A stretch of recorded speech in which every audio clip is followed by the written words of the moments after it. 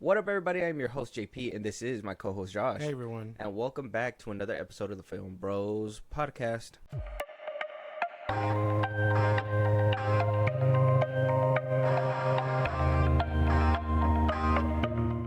Josh, let them know what we're here to talk about today. We're going to be reviewing Bad Boys 4 and then giving you a new ranking of all the Bad Boys movies. Are y'all stealing our clothes? Just because we black, we stealing your shit? What? Look at your shirt. Why don't you sing us a little Reba song? Reba. Sing your favorite. I'm a woman. So I'm a strong black woman. Yeah, because she's not black. Yes. What you gonna do? What you gonna do? That ain't no Reba song. It's from her mixtape. We're jumping the gun a little bit too soon. We're not gonna do any lead ups to it. Y'all know the title. We got a special guest on with us today. Only for a good reason, right, Josh? We have great reasons for this. Yes. One thing is Bad Boys 4 is blowing the box office wide open. It is. Yeah. Came in to a crazy number, which we'll talk about when we get Ray on right Yes. now. We need to know and see what is drawing people into this movie. We have a new directing duo that is just apparently changing the game up. They had a couple step forwards, a couple steps back. We'll discuss all that down the road as well. But for now, I think first things first, we have to start bringing in our guest. And our guest today is one and only. We've had him on here before. He's one of our reoccurring guests. We had him when we first started the podcast. So this is kind of like a reunion moment. Ray's here. Big Ray Dog. Hey, how's it going, man? Hey, what's up, guys? Thanks for having me back. Hey, man, how's everything, bro? What's anything new in your endeavors? Oh man, I'm excited. I was excited. I was like thrilled to see that the new Bad Boys movie coming out. You know? Yeah. Yeah, man. Yeah. One thing's, that I just want to let everybody know right now. We really wanted you back on for this particular episode. I think the last one we had you on was for The Flash. And I was like, you can't leave it on a sour note. We need Yeah. That was a pretty depressing episode. Yeah, we Yeah. needed to come back and give us a better episode with a little bit more, how do you say, a little bit more energy, something that we could be happy about and talk about, even if some of the movies, because I did say we are ranking and we are going to discuss Bad Boys 4, but some of the movies, they don't hold up as well as other ones, but Yeah. I'm excited for this. Yeah, I'm yeah, excited it's gonna be for good. sure. Yeah, me too. So one thing I was telling Josh, all right, is these movies obviously had a resurgence. I think the last Bad Boys film was released back in 2003. With Michael Bay, that was Bad Boys 2, and then years and years went on, and then in around 2018, 2019, we heard that it was greenlit.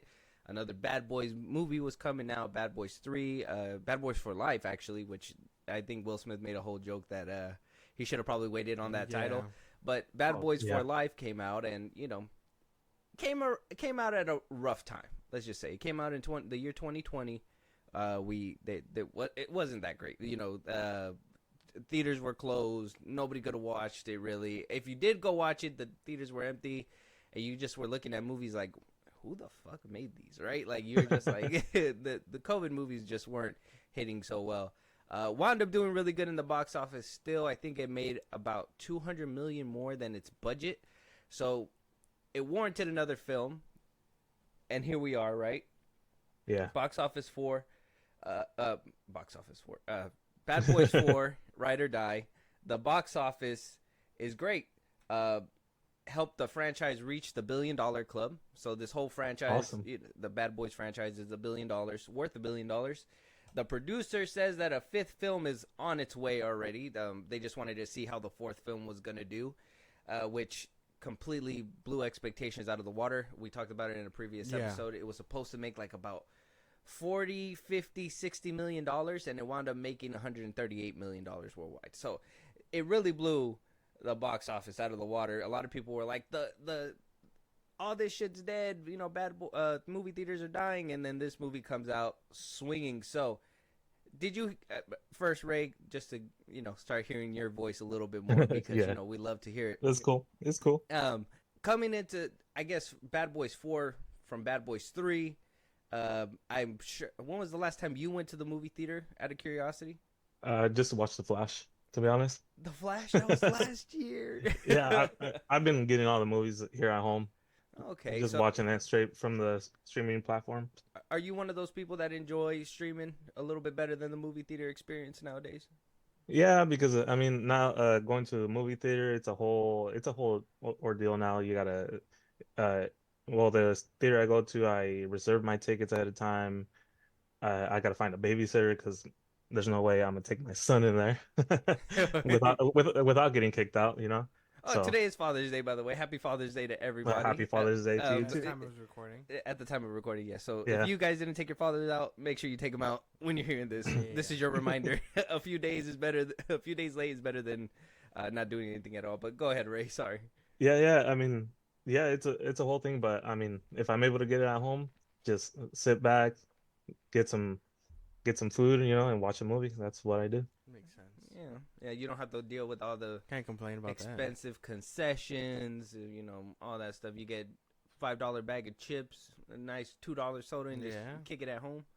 Yeah, it's a whole ordeal now. I mean, there's lots of movie theaters now serving alcohol, so it's no longer just like, oh, show up, pay a couple bucks for the movie, a couple bucks for popcorn, and let's go. And now it's there's a whole bar to your right. There's a You have people shuffling in with food, Oh my trying to God. duck Shuffling down. food. Yeah, the workers from the movie theater walking in with a whole pizza for you. I mean that's cool. I mean, I would love pizza at a movie theater, but it's a whole thing now. What happened to just a bucket of popcorn, a glizzy, maybe some nachos, right? Like, and a soda. Like, what happened to just that? I was over. Me and Josh went to go watch the Spider-Man films in theaters, because the re-release happened. And we went there, and like they had like this Kong burger, and I was like, "Who's ordering a whole gourmet burger?" At the theaters, and people were making it. People were actually buying the food. So I was like, wow, people just want to eat what they want in a movie theater. I'm just like, no. at these prices, I don't think so. Yeah, no, not my Yeah. kind of thing. There's no way. I don't think that's something that should be happening. But I mean, we've given our 2 cents on that before. Yeah. It's like a marketing thing. They, instead of going out on a date and then to a movie, it's just that's a dinner and a date, I guess. I think the thing is that these movie theaters are trying to find their best way to like make money outside of these films, because a lot of people don't want to go to these films because, let's be honest, half of these films have been kind of mediocre, and you could just wait for the streaming, right? Like you're just like, maybe there's a couple. Last year it was pretty stacked, but then a couple of them duped us, The Flash, right? So Yeah.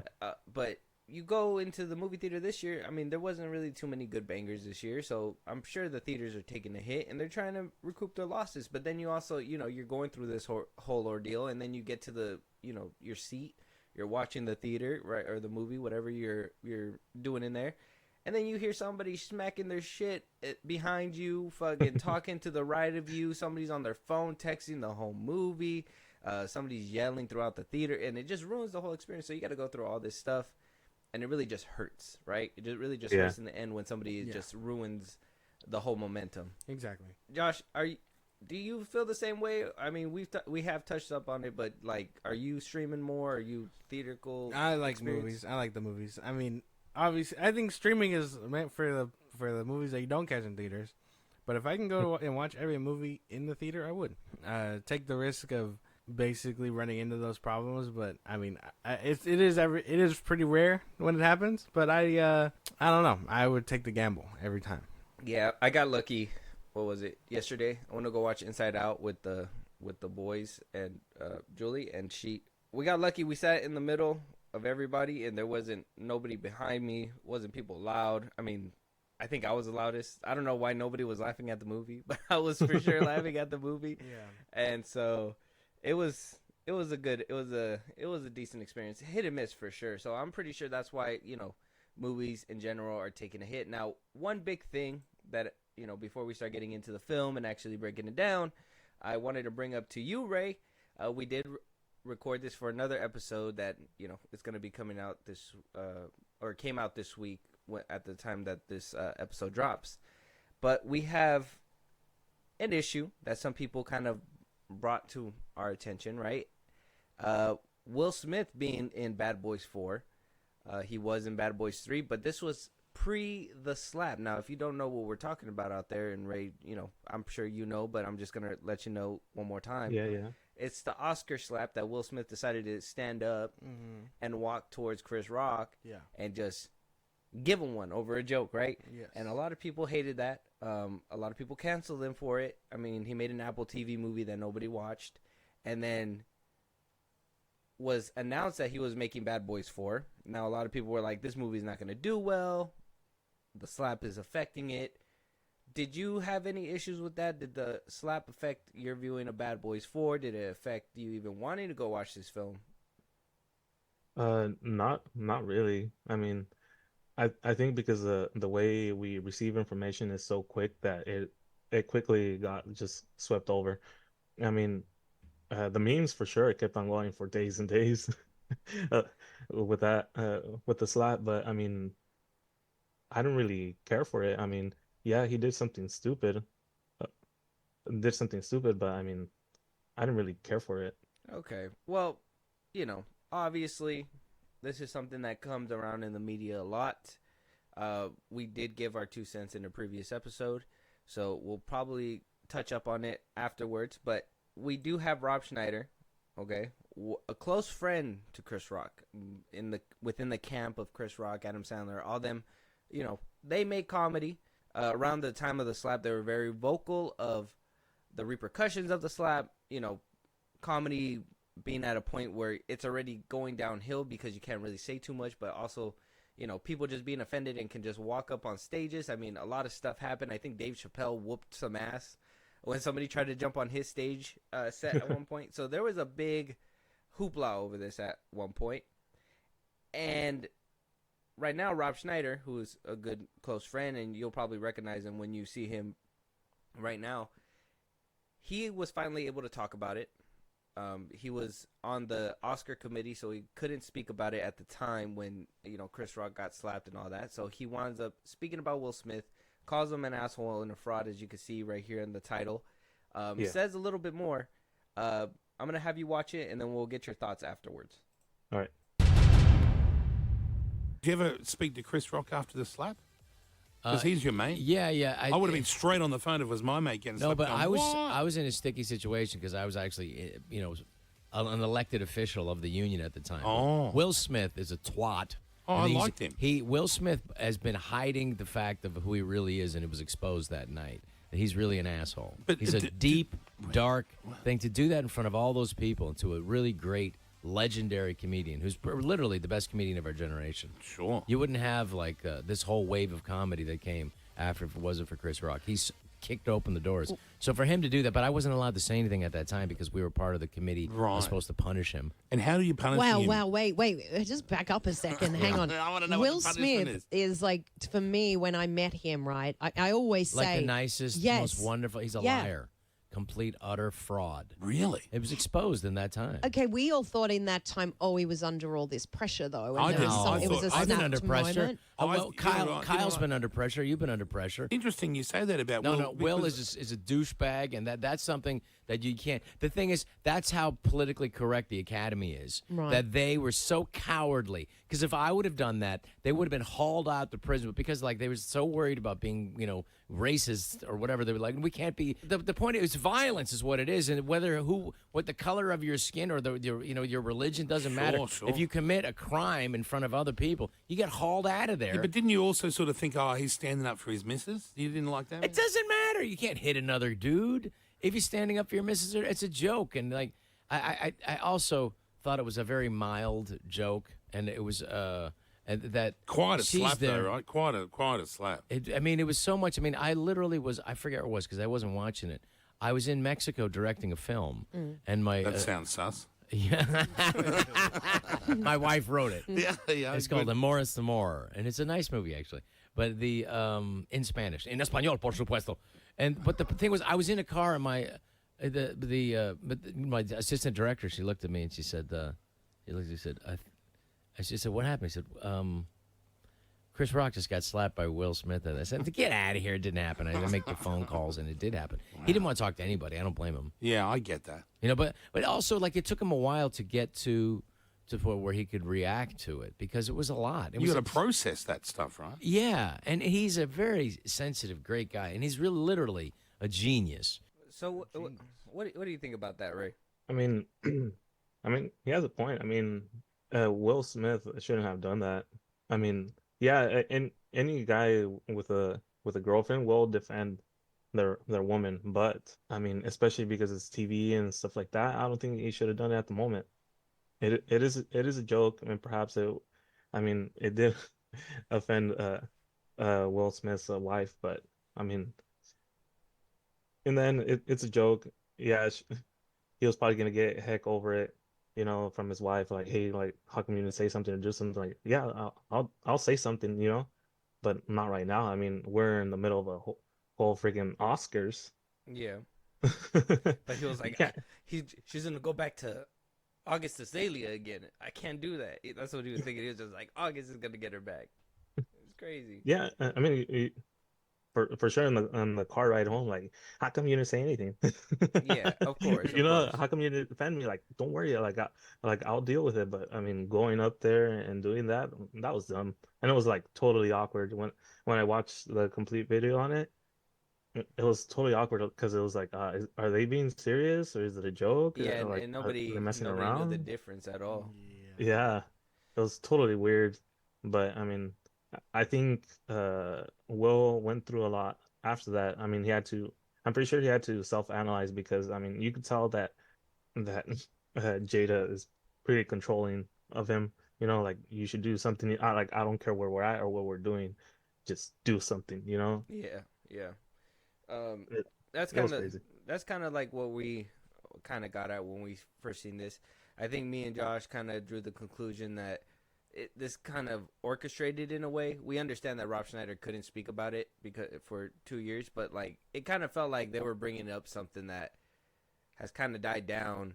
Like how you said, information kind of moves quickly, so yeah, that kind of got brushed away. We do also feel that he, and you can correct me if anywhere I mess up, Josh, but we kind of felt like he did his dues, paid his time, basically. And so at this point in time, I didn't let it hinder my viewing when I walked into Bad Boys 4. No, it didn't bother me at all. But just seeing these things that are just kind of feeling a little too calculated being pushed out there, even though I like Rob Schneider, like Josh was over here making a mockery of this man the other day, and I was like, what is wrong with you? Yeah. But like, I like him, but I just think, you know, even though he is expressing his feelings, and I do feel the same way, I think that Will Smith shouldn't have done those things. He did his time. He hasn't done any films. I mean, like I said, the last film that he did was behind a paywall that nobody wanted to pay for. Literal slave. Yeah, and, you know, he did his time. And, you know, Bad Boys 4 comes around, which, you know, he's doing really well. Yeah, he's doing really well. So a lot of people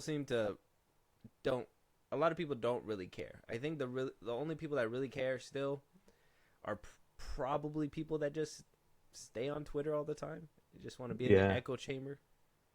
Yeah, I want to keep on bringing up old stuff, you know? Yeah. It's unfortunate.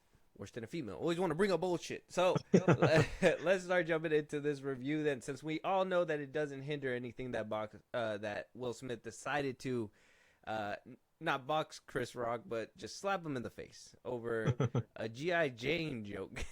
So Rotten Tomato score for Bad Boys Ride or Die is at a 64, not certified fresh, not rotten, but just a nice little tomato, and a 97 audience score. A lot of people seem to have loved this. Ray, are you part of that 97, or you think that number should have been lower? What's your thoughts? No, definitely 97% seems perfectly fine to me. I love the movie. Yeah, a good amount of action, good, like, great camera work and all that. I loved it. Okay, Josh, you reside with these numbers? Yeah, I'm on board with this, bro. This movie was really fucking good. I wasn't expecting it to be this good, but oh boy, did my expectations get exceeded and a bit more. That shit's crazy. I'm on board with the Rotten Tomatoes score. Okay, me too. 97 is overwhelmingly positive. Like they all There's just no consensus. yeah, of they the overwhelmingly audience. flipped off that tomato meter. It was just like, Yeah. what the fuck? Like critics, you're almost there. Just have a little bit more fun. Like you're almost Basically, there. The critics are always the hard asses of it. Yes. So we do have the directing duo Adil El Abari Aribi and Balil Falal. Sorry if I butcher their names. I'm doing my best. They are returning from directing Bad Boys 3. They've been making their rounds within the industry. They did a couple of episodes of Miss Marvel. I think they did the first 2 episodes or the first episode. They were going to do Batgirl. Well, they did do Batgirl. They made the movie, and WB decided to shelve that film. And now here they are in the redemption arc. So they came from Bad Boys 3, jumped over, did a couple films, and did Bad Boys 4. Yes. I mean, them returning is going to play a big point later on because Michael Bay did do 2 of the films, and this directing duo decided to do 2 of the films. Yeah. So it's going to be an interesting take when we go ahead and we rank these up. So directing duo returning for sure is, I thought it was I'm going to be honest. All right. I'm going to be honest. Hearing that they were going to return after seeing a couple of things that they did, I like their colorfulness. I think they, even Bad Boys 3, I still have my issues with it after the rewatch and stuff. But like, I was just like, maybe they just don't have the flair. And boy, was I wrong. I don't know if they let them go off the chain with this one. Like they were just like, look, you did really well. You made us $200 million on the third one. Come back and do that shit again your way. And their return was crazy. Josh, what do you think about their return? Did you even know about this directing duo? I knew they were returning. I mean, we've talked about them before extensively. That they did do Batgirl, and that one got scrapped and all this and that. I was worried because I don't really like the third. I don't really like the third one, dude. Like I fucking like it reconfirmed my biases because I really don't care for the third one. And so hearing that they were coming back, I was like, oh, it's probably going to be, another bad movie or something like that. Like, maybe even streaming worthy, but I don't know. Like I said, it exceeded my expectations, for sure. Like, I won't lie. Everything here was looking pretty well. Okay. All right. Ray, just by your reference, I mean, you've seen the first 2 Bad Boys. That was directed by Michael Bay. The directing duo. Jumping off Bad Boys 3, were you expecting these 2, or did you just have no clue and you were just in it for the ride? Yeah, I had no clue, but I looked at them. I didn't really recognize them, but I saw that they directed the third one. I was like, all right, they didn't do that bad of a job. They could have done better. So when I saw that they were directing the new one, I had high hopes for them to get better at it because I mean, coming directing a movie after Michael Bay, they got to do a lot better. Yeah, that's kind of how I felt. I was like, damn, they got to follow up the second one, and then they did the third one. I was like, they don't got the sauce like that. But apparently they came to cook. Yeah, that's kind of like what I was thinking. After rewatching the films and watching Bad Boys 4, like, I think Michael Bay, right? You have Michael Bay and you have this directing duo right here. Yeah. I think Michael Bay did his first one, figured out the flaws that he did in the first one, and perfected it for his second one, right? And I think that's what this directing duo did too. I think they made the third one, figured out the flaws, and they came back even harder with their sequel.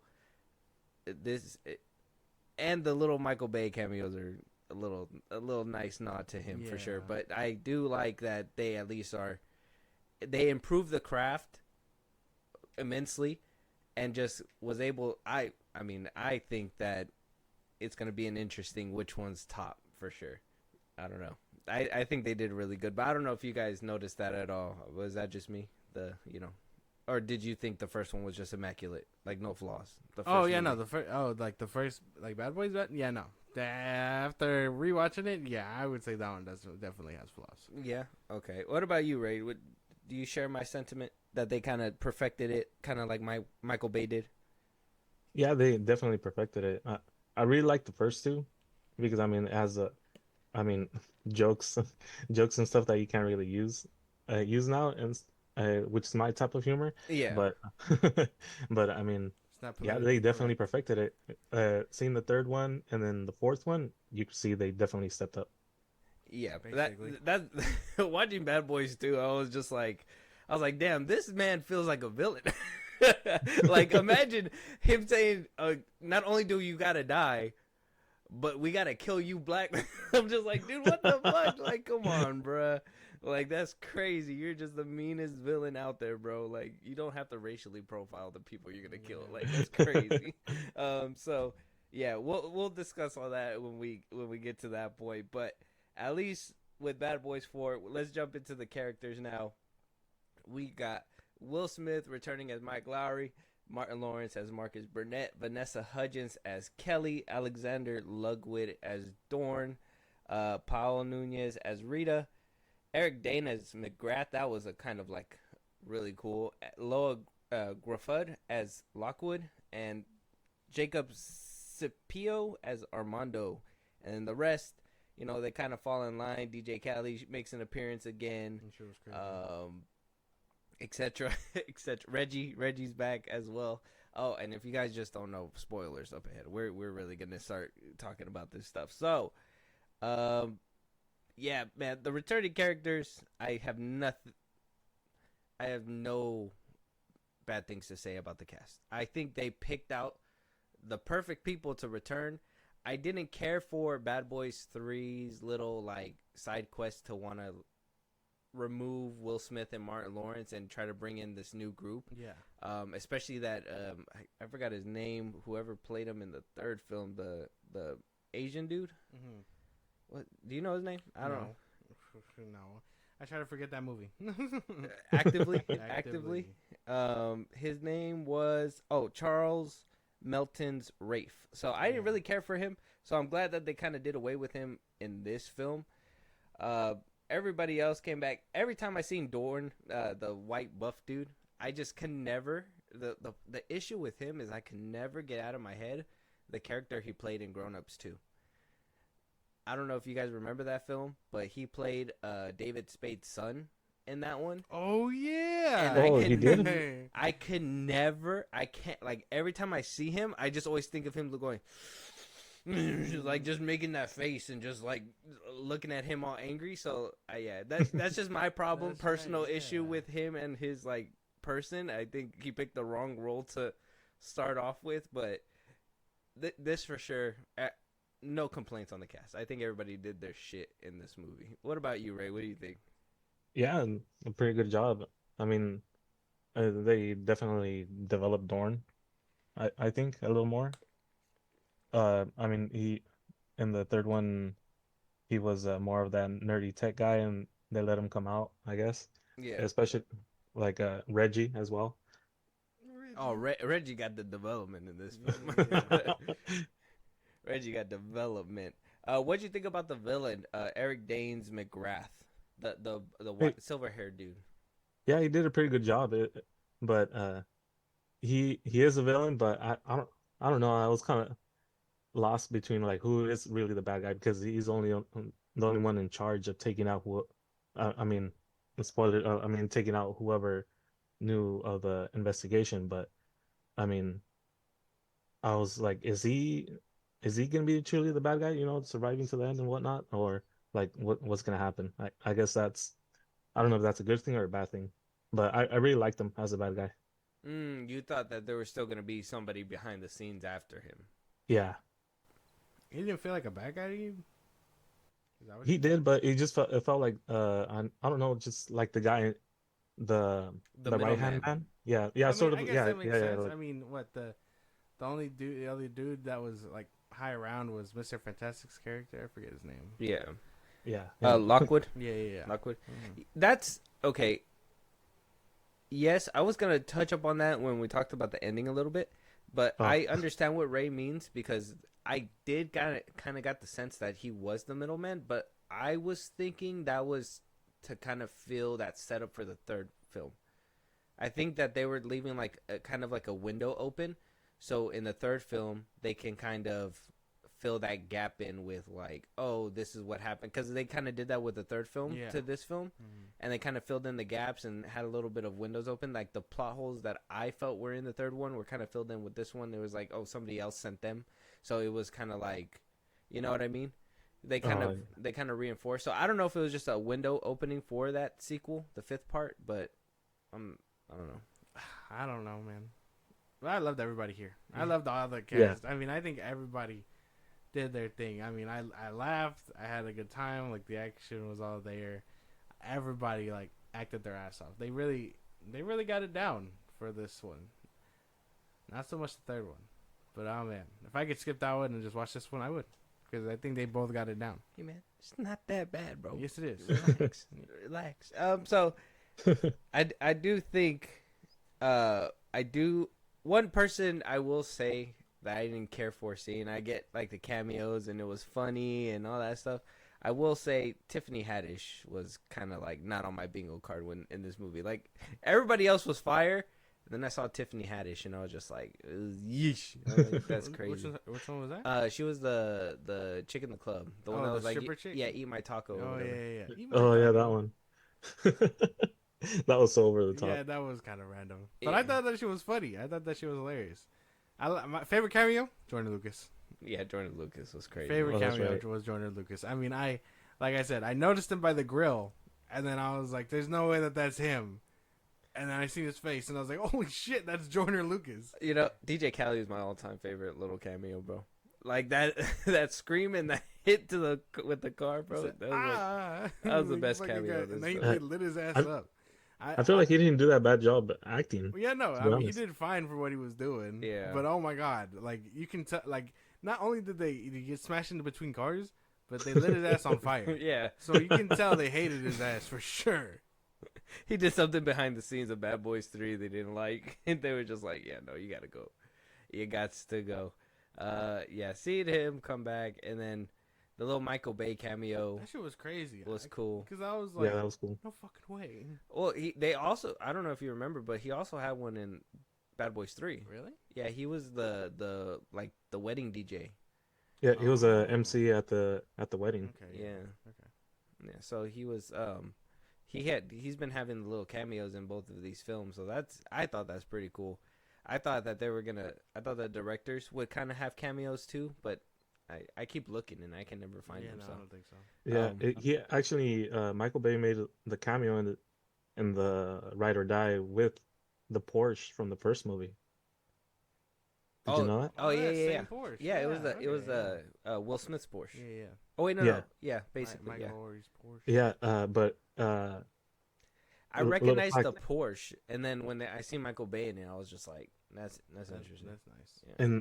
in the I believe that's his personal Porsche. I'm not sure, Oh but yeah, I know it was his personal Porsche in the first movie. yeah. Michael Bay's Porsche.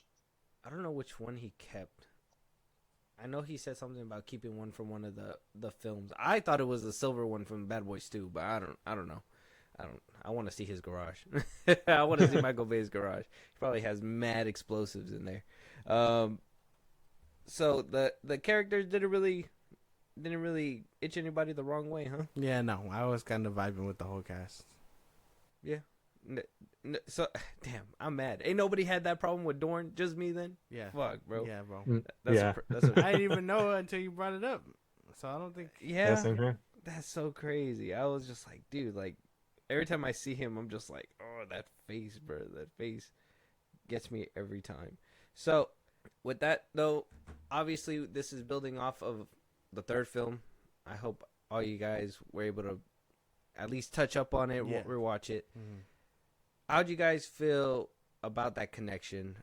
Like I said, I thought that there was a window open from Bad Boys 3 just in case the sequel came along, even though everybody kind of thought it was the last one. The sequel wound up coming along. They kind of build upon whatever story they started telling in Bad Boys 3. I personally was just like, this is fine. They even stretched it far back to Bad Boys 2. and I was just like, okay, so they did their homework. Yeah, so Yeah. kind of connecting it that way and not making it too like, They made him seem dirty from 2003. That's crazy. yeah. So I thought that was the world building in this movie was kind of Crazy. pretty good, right, Josh? I would say so. I mean, for the most part, yeah, they connected it all the way to the second one, and man, the third one, although I have my problems with it, you can't even lie. Like the fact that they were able to connect all of it together, you can tell they had a plan. But I mean, think about if that movie didn't do good and this one didn't exist, you'd kind of be like, well, damn, that's a terrible way to go. They just fucking they doing the captain and then that's it. Like that's crazy, bro. Well, I mean, it also, like I said, in Bad Boys 3, they kind of connect the whole son thing and, Will's persona all the way till, like, before he even met Marcus Burnett. So, for them to be able to connect it that far and also plug into this one with the fourth part, plug into Bad Boys 2, it's just, I don't know, man. They seem to have a vision and they know where they're going. They know which line they're skirting. I think the world building's pretty fire. Yeah, I would say Ray, so. what do you think about the world building in this film? Oh yeah, it was definitely great. I mean, the with the captain's daughter still having that hate for Mike's son Armando. Oh yeah, yeah. About him, pretty much saying like I'm gonna take him down no matter what. Like I mentioned before, Reggie. I mean, he is in the military. Like, why not use him? So, um, connecting connecting to the second one when Mike goes out with Marcus's sister. He brings it up at their wedding, like, "Hey, man." But yeah, I feel like it put it all together in this one. Yeah. Like the emotional connections. Yeah. I mean, with Will Smith's character Mike and Rita, the captain, still sort of having that connection from before.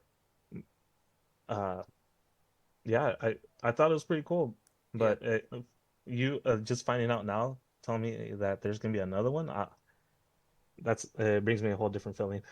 Yeah. Okay. Yeah. Okay. So so seeing the little like pieces together, I kind of was slipping on the whole captain died in the third one too, because he did want to go into the third one.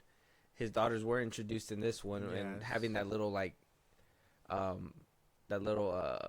need for revenge on his killer is pretty cool. Even though, well, I guess Nicky Jam got his comeuppance in Bad Boys 3. Nicky Jam. Yeah, yeah, he was in Bad Boys 3. It's funny. Yeah. Rewatching that movie, I was just like, why'd they pick him? But seeing the directors, you kind of understand where like their taste and everything is kind of coming from. So I think that's pretty cool.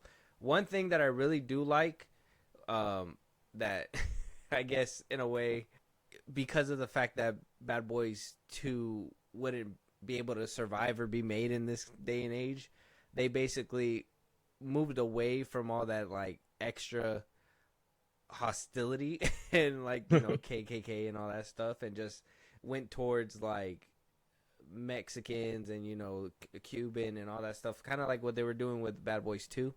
And but yeah, they still kind of inserted that whole white stuff, and so I like the way that they were moving away from that, but also trying to keep it to those like roots, that it's not just gonna be the generic white villain and stuff like that. You know what I'm saying?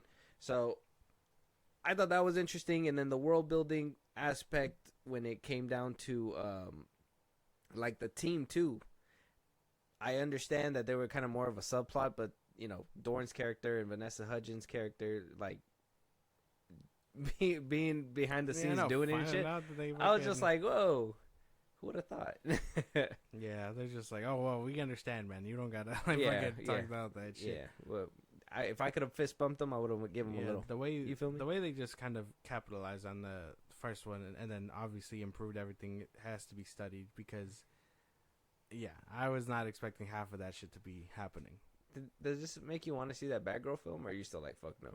Yeah, no. Oh, okay. I'm sorry. I mean, as visually pleasing as it might have been, Keaton and all that stuff doesn't sound like a good mixture for me right now.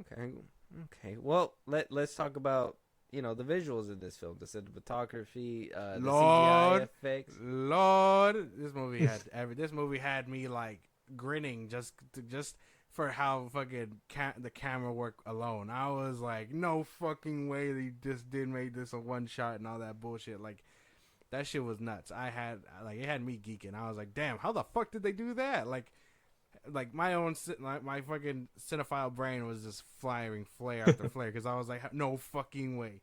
How did they do that? How did they make that happen? Like what the like it had me. Like there were scenes where like they'd go in for like a long wide shot and then like go into a building and like look at the people and stuff. I'd be like, oh man. Reggie's scene was fucking cool. Like I know there's tricks to mask it as a one shot. But oh fuck, like watching it go to screen and then him and then back to them watching the screen and then to another screen. This movie, they got really fucking creative, man. I don't know. Yeah, they did. They did do a lot of those one shot scenes within Bad Boys 3. I think that's was something that showed me that they had potential. Was like that warehouse scene where I don't know if you remember when one of their informants basically got blown up and hit into a forklift. Like that whole scene right there was pretty cool. So I knew they had potential with that scene. Even in Miss Marvel too, like seeing their first episode, like I knew they had potential. I don't know what they did with this one. I'm telling you, they were told do what you want, and they did exactly what they want. But Ray, what do you think about the filmmaking, the cinematography, everything, man? What do you think about all that? It was awesome. I liked the scene in the elevator and when with the captain and her boyfriend and just them following them around on the outside, just like spinning around, making like kind of like giving you a little bit of anxiety of like what's gonna happen between them, and the sound is also kind of like muffled, so it makes you feel like you're on the outside watching in. Yeah, I thought that was pretty cool. That was cool. Yeah. In the helicopter scene when with Mike Marcus, the son, and it's falling down, just them fighting all over, bouncing around the whole place. I thought it had me full of anxiety. yeah, Bro, that one scene that just made me like, I sat there, I busted, and I was like, I'm in for a ride. Was when Marcus was having that panic attack in the middle of the party, and he falls forward and then just into water, and like that whole shit where like he's just having like this outer body experience. Yeah, like him looking down at them and Yeah, everything. yeah. I was like, oh my god, what are these guys doing? I know Like that shit had That me was pretty shook cool. too. Yeah. that shit had me, and as soon as that happened in the beginning of the movie, I was like, first, I ain't gonna lie, though it was visually pleasing, it had me worried for the film a little bit, because even though I understand they did give him screen time and they kind of gave him development in Bad Boys 3, Martin Lawrence's character, I didn't like how he was sidelined, how he wanted to just he was still going down that path of retirement in Bad Boys 3. Bad Boys 2, he wanted to, he was very reluctant still, and he wanted to switch partners. He wanted to switch partners at the time. In Bad Boys 1, I thought it was where it's at. They were, brothers, stuff like that. Yeah. In this one, I was scared at that moment. I was like, they're going to sideline him again. And they're going to make him go through this whole existential crisis. But I like the way they handled it this time. I like that it was like, I'm not wanting to walk away from what I'm doing. I'm more of a, now I want to go get it because I survived. Yeah. And I know I'm not going to die. So I enjoy that take on this film as well. But yeah, that whole scene where he had that experience, I was just like, interesting. That shit was tough. When it transitions from him from like falling or whatever to him on the bed, I was like, God damn. How the fuck? Like, yeah, no, this movie left me with a lot of like very like pleased because of just of how visually pleasing it was. I want to, for people that listen who get these, I'm not sure how they feel. I never had one, but the visuals to Will Smith having panic attacks, that was great. I think great visualization, great representation, in my opinion, on like what a panic attack would look like in my head. I'm not sure if that's accurate, but the way that they kind of painted that picture was nice too. Yeah.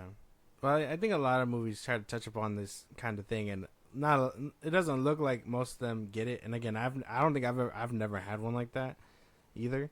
But I mean, well, we get a couple examples all around like media and stuff, and now that people are actually taking mental health kind of seriously, I think they want to paint that picture a lot better. Because I mean, like, not just that scene, but those scenes, but like even again when Marcus is like going all out, and then he gets the heart attack or whatever. Like, That's Mike. Oh, when Marcus. Marcus. Yeah, Marcus. Yeah, in the Yeah. party, Marcus, in the party. you had Yeah. me stressing. I was like, Sorry. no, man, no. Sorry. Marcus, when he has the heart attack and stuff, like the way he they visualize the room spinning and stuff, and then like before he collapses, basically, I want to know from someone's perspective if they've ever had a heart attack. Like, is that what that shit's like? Like, I think painting that picture is kind of nice. Yeah, it was. I thought it was interesting how they flipped it. Marcus is usually the one that's nervous, doesn't want to do things, and then he out of nowhere, because he got that near death experience, he's now like, oh, like I can't die, I'm fine, like he's okay with dying, so he's willing to put more effort. But now, Mike, because he's still thinking about the captain, his son, everything that's going on, he starts getting these panic attacks. He starts getting like that fear that Marcus had of like, oh, like am I doing the right thing? Yeah. Or what should I do? They're like basically switching roles now. Yeah. And funny thing, when he saves him from being hit by by Michael Bay. Oh yeah. It happened, was in the first movie where Mike saved Marcus, but now Marcus got to save Mike. A little callback, yeah. Yeah. Oh well, I thought that was pretty cool. it wasn't right there. It happened a little bit after, right? Where not with the Porsche, but the fucking with the van when they're chasing him out of the club or whatever. That's the scene that is more like a callback. Oh yeah. Because he's stuck like a deer in headlights, and so Marcus saves Mike. The first panic attack, wasn't that the first Oh panic attack? Yeah. The That was like the first first time he experiences. They were it, like on the freeway or whatever. Yeah. And he was about to hit him with that van at that like was full speed. That was a big callback. Yeah. Man, what a fucking villain! What a goon! He was about to just do Will Smith in like that. That's crazy. That's crazy. That was cool though. It was. No, One thing I will say, visually, that I don't like from Bad Boys 3 or this film, and something that they need to start bringing back from the first two films, is the practicality of the gunshot wounds. I understand that it's cheaper to properly do special effects and make them just move the body like they got shot and then just redo it with special effects and blood and stuff. But I miss that realism where like they're shooting guns and then you just see the chest pop, like, you know what I mean? And they get hit so many. In Bad Boys 2, it was that scene where the Russian mob dude, he's over there going to kill Tapia, and he's like in front of the cops, and he's like, I'm with you guys or whatever, and then he starts pointing the gun at them, and he just gets riddled with bullets, and you just see the bullets spattering, his little chest vest, whatever, popping or whatever, and then he falls in the water, and the blood just feels real as it's going through the water. Yeah. I'm just like, you miss that realism within these movies that I just can't get behind when it comes to those things. I think it was Bad Boys 3 when Will Smith got shot too. Like, I was just like, that's not real. It's not real when that happens. So, I don't know. Yeah, it's the actual like physical vision of seeing his pretty much like chest explode. Like it's gruesome, but I mean it makes it look more real instead of you just see a little red dust cloud pop out and that's it. Basically, yeah. Just missed. Yeah, it just Yeah, missed. just And then like as That's they're it. falling, their shirt turns like red or something. Yeah. I'm just like it's not as cool, you know? Mm-hmm. Yeah, I get what you're saying. But I don't know, man. I Wait, think... am I alone on this or what? You guys like that shit? You guys like Nah. the No, obviously, fake blood and stuff? obviously, I'm not hearing I ain't hearing no agreements here. This is crazy. Bro. I thought you. Obviously, I want them to shoot and get shot for real. Yeah. Okay. Alec Baldwin, calm down. No, I'm just joking. Hey, man, all jokes around I here. obviously want more practical stuff, but I understand like they gave a lot more visually than just the gunshot. So I mean, I guess it's no big deal to me. So you can overlook it. Mm-hmm. Nah, I prefer the realism of the exploding, the little packs on their chest just pop, pop, pop, pop, pop, and it looks more realistic. See, me and Ray get it. Me and Ray get it. Josh doesn't get it. You're one of the new ones that like the fake blood and whatnot. It's crazy. When did I say that? It's crazy. You said it. I didn't say that. You said it a second ago. I So literally said no, but I can look over it. No, but what is the cost between putting it afterwards in visual effects and actually putting an exploding pack on them? That I guess that's you where gotta pay they draw the people- line. You gotta pay people for packaging and all that stuff. So I'm pretty sure In the it's long run, a it's little going to be bit. cheaper. It's probably more expensive because you gotta make multiple ones, right? Oh, too. true. And like just in case the first take doesn't work, you gotta Yeah. do it again. Different uniforms just in case they gotta redo the take. You guys just want DJ Khaled to really let on fire, is what I'm hearing. Yeah, so like I mean not that part. I mean I understand the fire, which the fire looks way better in this film than it did in Bad Boys 3. I'm assuming that has to do with obviously 2020 and COVID and whatnot. But the fire did look a lot better. Even DJ Khaled, who lit on fire, looked pretty cool. So I will say the CG in this one did a lot of good work. It's just like I said, the blood dots isn't real enough for me, bro. I know they're faking it. They're gonna wake up. They're gonna wake up, go home to their kids and their wife, and kiss them and be like, "Look, Will Smith thought he shot me, but That's crazy. CGI said he didn't." It's crazy. Yeah, no, that's ridiculous, man. Yeah, no, it's insane. It's insane. So, fight scenes. What did we think about the? Well, I guess the shootouts, the big set pieces. We got the last one with the alligators and all that.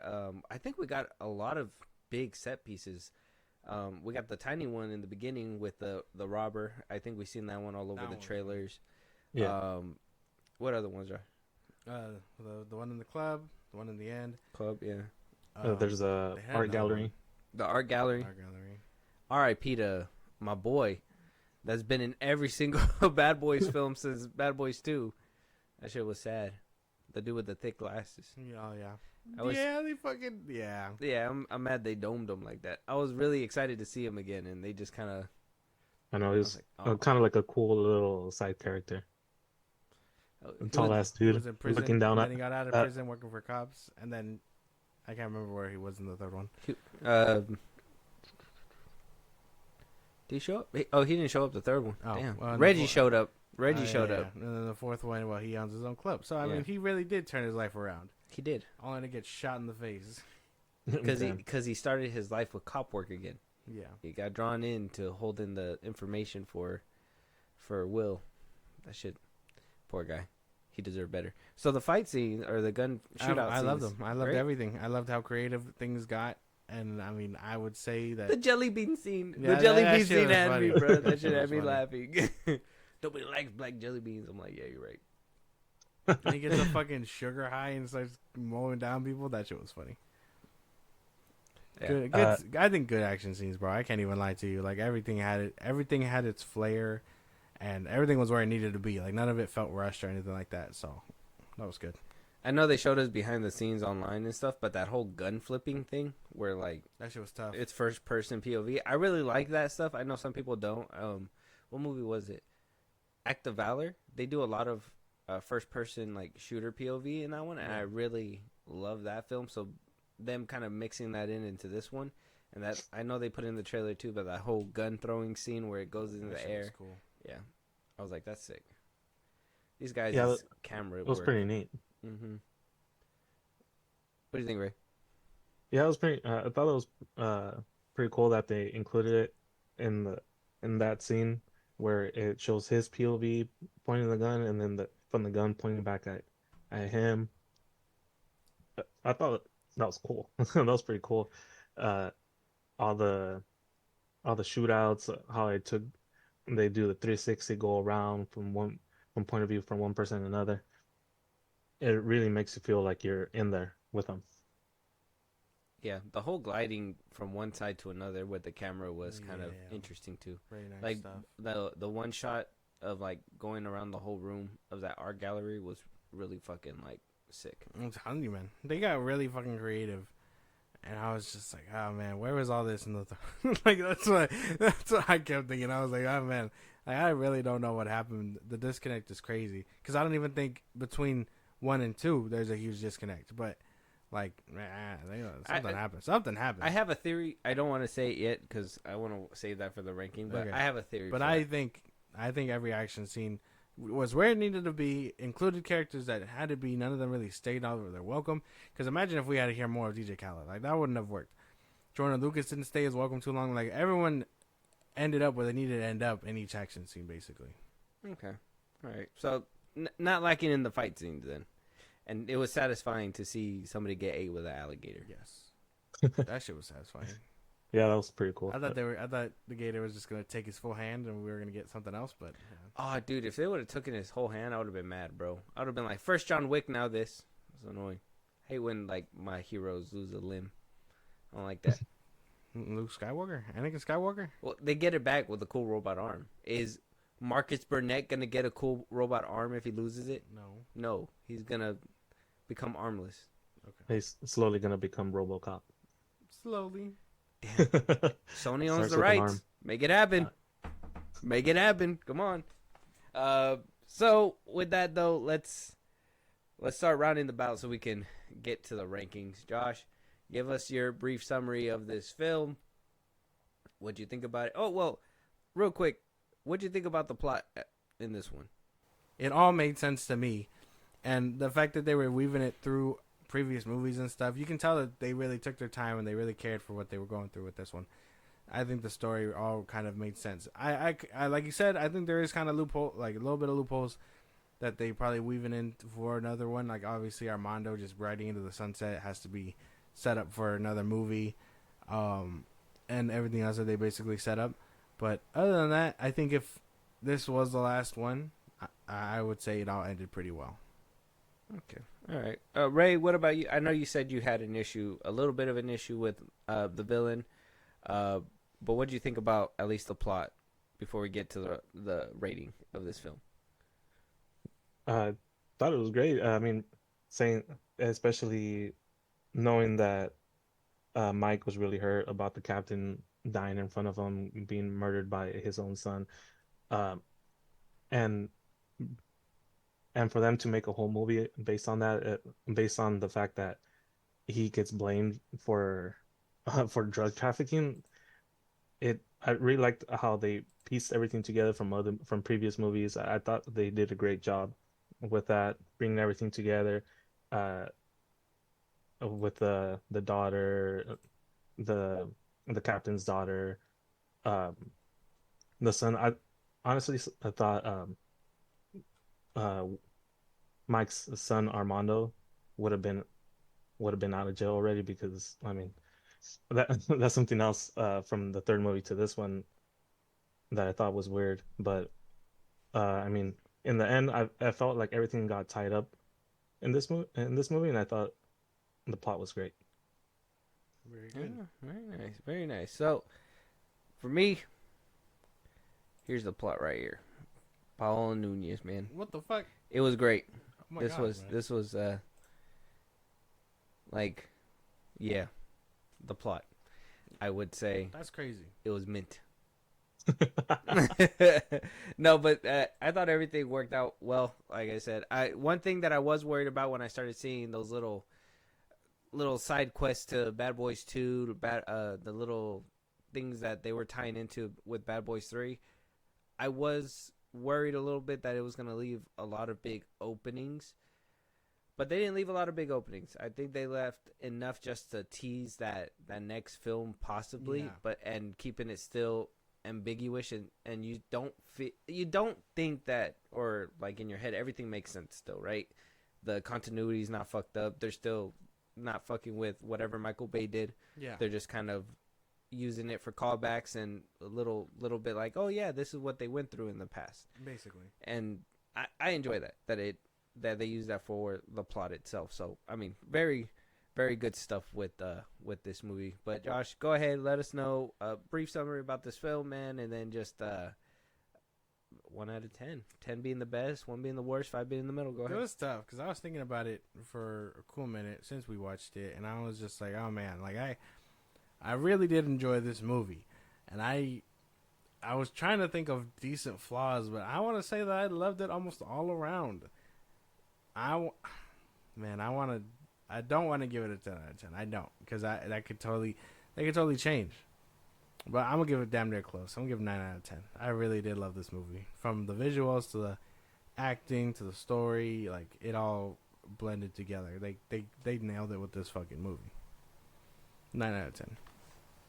9 out of 10. That's crazy. That's a good number. Ray, what do you think about this film, man? Let us know. And like I said, 1 out of 10, 10 being the best, 1 being the worst, 5 in the middle.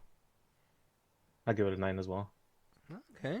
Yeah, it's only not a 10 out of 10 because of that ending part of riding off to the sunset. But other than that, I loved it. All the fighting scenes, shooting scenes, the comedy. You could still their banter between Mike and Marcus. You know, that's always funny how they go back and forth, and bringing those little connections to previous movies. That Michael Bay cameo and all that. Thought it was amazing. Very good. I enjoyed it as well.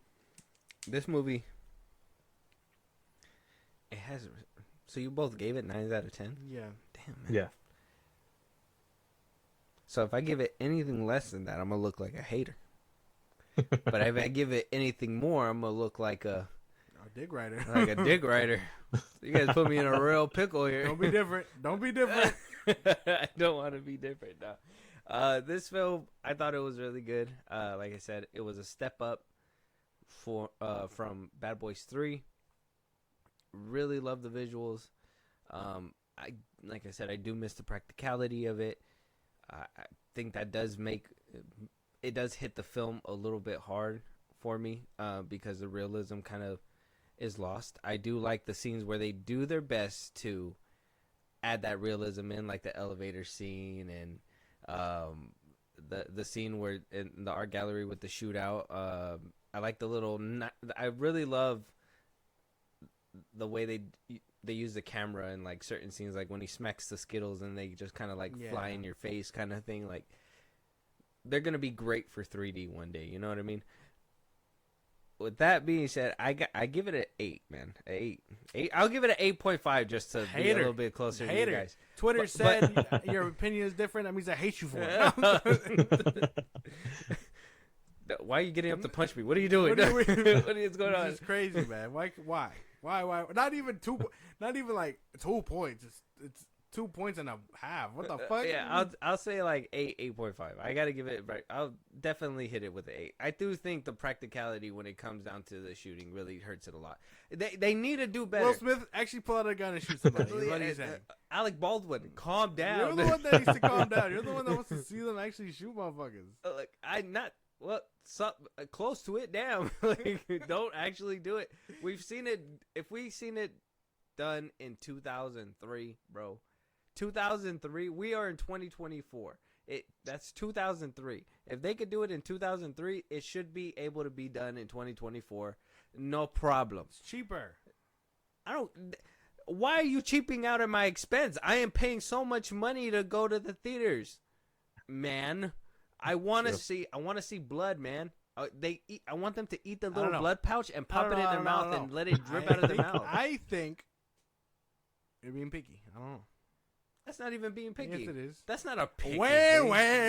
Yeah, this movie was really it's just good, a little bit being picky. But it's not real enough for me. Wham. What do you mean? Yeah, what do you mean? Ray, back me up, Ray. Back me up, bro. Come on. Nah, I gotta say you're being a little picky. Oh, that's not being picky. That's not being picky. Everything else has to overtake that part. I mean, everything else in the movie is good, but for some reason you're stuck on the shooting, on the exploding blood packets. Yeah, man. There's someone in that movie who gets hit by a plane. You're telling me you want him to get actually hit by a plane? You're telling me, okay, in Bad Boys 3, okay, and I think this is where they did a little bit good in Bad Boys 3. There was that scene where he gets impaled by that forklift. That shit looked real. that was really cool. I was like, damn, that looks like it hurts. I was like, the realism's there. In this film, they didn't really do any of that. The coolest scene that we got was him getting ate by an alligator, and you can really just be like, okay, that's really cool. So that makes sense. That's fine. It doesn't look like that movie Crawl. If you guys ever seen that movie Crawl, hopefully you haven't. Don't ever stain your eyes with that. This looks a lot better. Yeah. But the realism has to be there. It's kind of like that freeway scene in Bad Boys 2. Like, if all that was kind of like what we got in the third part of Bad Boys, like where it was just limited cars and it just was like weird, like driving through the street. I don't know if you guys remember the chase scenes in Bad Boys 3. Yeah. It was kind of weird the way they were driving. Like, if you would have got that freeway chase scene the way we got it in like Bad Boys 3 version, you'd be like, this is fucking lame. This is too much CGI. I wish they would have used real cars. That would have been nice. But like a couple cars hit the ground and it's just like, that's the realism that is lacking. The explosions felt real with Michael Bay. With these ones, they're okay. They still feel okay, but it's not as you're not in there with them. You don't feel the heat, the burn. What do you mean? I feel bro? like Ray wants to back me up, but I feel like it's your turn right now. No. There's no way, bro. No, it's not being picky. There's no way it's being picky. Yeah, it is picky. No. You It's got not. a lot of cool other fight scenes. They should have at and least shit. had somebody spit real blood in like Will's face or something. I What would the be like, fuck, okay, man? that helps. That's not real blood. It'd be a blood packet. Like it's like Here's It's ketchup. like Kool-Aid. Put it on your face. yeah, No. put the little schmutz right yeah, there. no, that's crazy, man. That's crazy. I don't know. I think that's nitpicky, especially for 2.5 points, bro. I expected more. Like, you gotta have problems with plot at that point. No, man, practicality is really a big thing. No, you want to be taken away by these films. I was, you weren't. Come on now. I was on a real good thrill ride, but then when somebody got shot and they just kind of flinched, I was like, Not really enough for me. I mean, I guess there's a lot of people getting shot, so Yeah, I know. you started seeing that a lot more often. I mean, I guess. man, I'm just saying, bro. That's Like, nitpicky, bro. Next like, time, just drop a plane. I want to see somebody's head get blown off, like that Haitian dude in Bad Boys 2, when he's like, I'm gonna count to 3 if you don't put your gun down, and he popped him in the back of the head through the wall. Oh yeah. I want to see that happen. I want to see Yeah. that happen again. I don't want to see fucking fake blood. Get it out of my face. That's Hatui. nitpicky, bro. Come on, Ray. Back me up, Ray. Come on, Ray. I mean, that type of practicality, yeah, I gotta back you up. Okay. If see? it was that up and personal, yeah, but Yeah. they weren't that close or personal. Yeah, it's just He some Okay, guy on the other side of the pole. I will say they kind of lived a little bit more truer, because that last scene where he gets McGrath in the dome piece, it was reminiscent of the scene in Bad Boys 2 with the Cuban dude. Yeah. And it worked. It was effective. And then the whole fallback when they kind of switched it to like flip phone screen. I don't know how to say it, but it was like took up the whole screen sideways or whatever. I was like, okay, that's pretty cool. The visuals are cool, but the rest of the movie, like, if there ain't no realism, bro, what do you want me to tell you, man? This shit's crazy. Gotta have real blood. A little bit more realism. Oh man, The fake blood I'm stuff. ready for the ranking now. Yeah. This is insane. All right. Fake blood stuff got to go, though. Let's jump into it. I want to at least touch up on the Rotten Tomato scores on all 4 of these films. So we have the original Bad Boys. Well, not the original, but I guess the original is back in 1995. The original Bad Boys 1995 version got a 44% on Rotten Tomatoes with a 78% audience score. I guess the green splat. So according to Rotten Tomatoes, you're supposed to hate this film because the critics do. But Ray, do you agree with these numbers or hate them? No, I don't agree with him. I thought it was pretty good, but I mean, in those times, I guess it was too much for people. With that, I mean, horror movies were pretty gruesome, but I mean, I don't know. I think people were just different back then, but I don't think it deserves that score of 44% from Rotten Tomatoes. But seeing the 78%, yeah, I think it hit its audience, and that's why it blew up. Yeah, the 90s were a strange time. You couldn't get an action movie like this and not it at least suffer critically, I guess. Yeah, the way they were talking. Oh yeah, the guys- especially. Yeah. The audience score makes sense, though. I'm cool with that. Yeah. Okay. I kind of agree with the audience. critics or whatever. I Critics are smoking crack. I think it was just I do think looking back at it after a rewatch, it was kind of like a generic action '90s film, Oh, yeah. kind of like a Lethal Weapon and stuff. Mhm. I don't think Michael Bay had his like signature flair No in this sauce. one. No He sauce. had like that. I have to stay within the '90s kind of type of feel to it. So I mean, I could be in the middle. Maybe the audience could be just a little bit lower, but critics for sure is just a little too low. I don't think a green splat is warranted. But Bad Boys 2 came in even worse with a 24% critic score, got the green splat, and the 78 audience score. So the same amount of people kind of like the. I guess if you're a core fan of the first one, you'll be a core fan of the second one for sure. Basically, same thing. I imagine critics just couldn't handle the action movie, so they were like, "Ah, man, this movie sucks," and then everyone else was like, "Man, you're smoking crack. I love this." Yeah, yeah. I'm sure it would have offended some of the critics for sure too. Well, they can suck it. So Oh, holy shit! All right, Ray, what do you think, man? You agree with these numbers?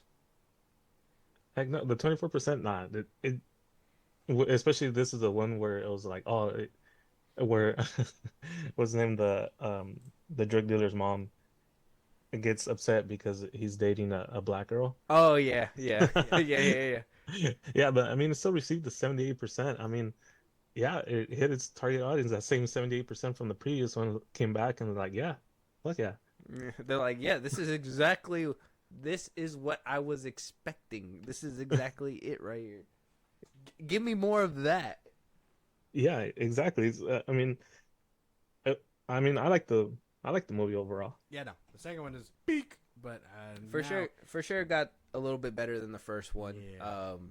Has that signature flair from Michael Bay that you will most definitely see throughout the 2000s, right? Transformers came out, has it, don't matter where he's at, you're gonna get an explosion from him.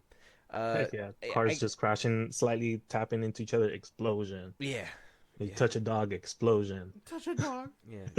Sparky. You know he's gonna figure out a way to fuck up a car Yeah. in one of his movies for sure. Yeah, definitely. So you're gonna expect the same thing, and I kind of agree with the audience. Like I said, or like Ray said, I would say critics got to be a little too far down, just a little. They got to lighten up a little bit. Those KKK jokes didn't go over. Come on, man, that's crazy. And then 2020, we had a huge gap. 2003 to 2020. That's how fucking long. That's almost 20 years. That's about 18 years, right? Took about 18 years to get a sequel, Yeah, roughly. Yeah. Yeah, right? yeah. It was what was it? 2000 what? 2003. The Yeah. previous one? Yeah. 2003. 2003. 2020. Yeah. Yeah, it's 17 years. Yeah, see, 17 years. Took 17 years. But this one got like raving reviews. Bad Boys for Life, the third installment, got a 76 certified fresh on the tomato meter and a 96% audience score. So a lot of people loved it. Apparently, they brought in the appeal. Any thoughts? Anybody? Too much, too high. I think this one sucks. Damn, really? Yeah, You think so? yeah, I do. I thought it was good enough. I thought it was good enough. I mean, it is kind of weird. It did take too long, but I think it was mainly the returning audience. Like it's about time. There's a new Bad Boys movie, and so I'm gonna go watch it. And so of course they liked it. I think that's why. Yeah. I mean, I liked it. I definitely liked it. It How could have did been this better. one get? How did this Yeah. one get certified fresh and the other ones didn't? Well, there was, there's a few things that were shown on screen that doesn't go over well with a lot of people. That's why. I'm assuming You're telling me because you're telling me critics gave it a better score because there was no boobs in it? That's crazy. there was hella boobs. If anything, they referred to them as titties when Michael Bay was directing. So get it right. And then there was a lot of drugs and dead bodies. It didn't have a massive appeal because The you action couldn't. movie has action movie things. Exactly. Then why did this one do different? Because this one has fake CGI bodies being floored. That's why. Because it doesn't have that bloody realism that makes people go, oof. That's why. Oh yeah, definitely. It doesn't. That's the problem. Like it has that flair, that niceness of the camera and all that stuff, but it doesn't have that what makes critics upset is things that offend them, things that they don't like. If they see a lot of blood, if they see, stuff like that, like that's why horror movies always get fucking shafted, because they see shit they don't like, things that make them uncomfortable. They don't like that kind of stuff. They like movies like this where it's safe. You don't feel too uncomfortable. If somebody dies, oh well, you're gonna see him for a second, and oh, we're edgy still. You know what I mean? That's what I mean. I don't know. That's what I think these two films kind of lost compared to what we got previous. Oh, that's right, because Well, in I the mean- second one, the second one, they were looking for the drugs and the dead bodies, and I'm pretty sure they didn't like the part where Will Smith's Yeah, character the was sticking his mortuary. hand, yeah, he was sticking his hand inside the dead bodies, trying to look for the drugs or the money, and then one of the bodies just loses the top part of their head, and and Marcus just throws up in the sink. Yeah, and Yeah, then you no. see dead titties. Yeah. Oh yeah, that's I don't know, that's man. Everything grows, and I know everything grows and everything changes, but this one felt too different. I'm more on when we actually go into our ranking, but this one felt too different. I think, yeah, because this one changed. Well, you got to think this is where this is the one where they're trying to accustom you to something else, and And I didn't like it. yeah. So I think it's the worst one. I think it's too high. I Yeah. disagree with everybody on this one. Okay. damn. Too high. I think it's about where it needs to be for the broad and appeal. Do I think the critics score? Well, I would say I think 76 is good where the critics score's at. I think they probably got it on the money with this one. And Yeah. I do see the more, I guess, broadened appeal with that 96% audience score for sure, compared to what we got with the first two.